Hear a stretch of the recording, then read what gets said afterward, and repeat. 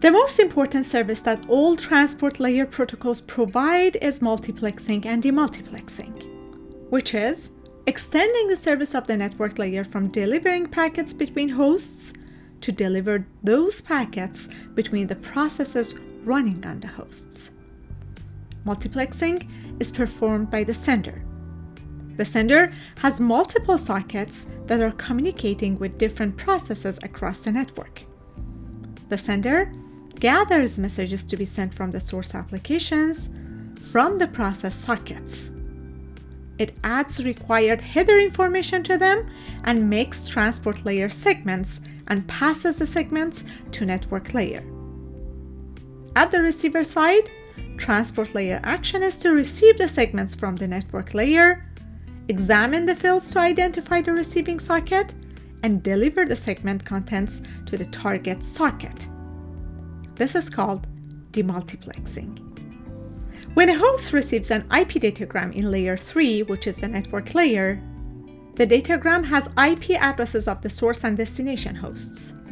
That is how datagrams are delivered in layer 3, using IP addresses. The delivered datagram carries one transport layer segment.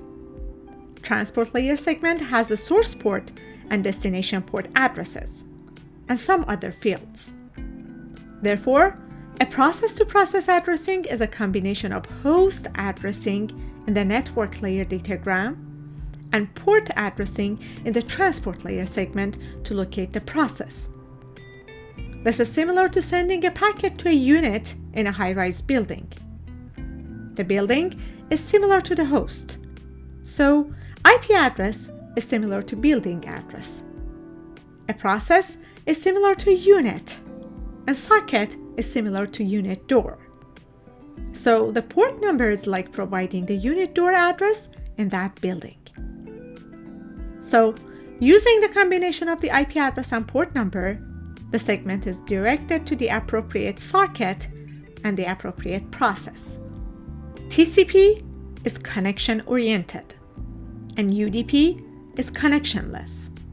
What do those words mean in terms of transport layer service of identifying and delivering segments among processes? In connectionless demultiplexing, only destination IP address and destination port number are used for delivering the segments to the processes. In connection-oriented demultiplexing, there is a connection, like a pipe, between the sending and receiving processes.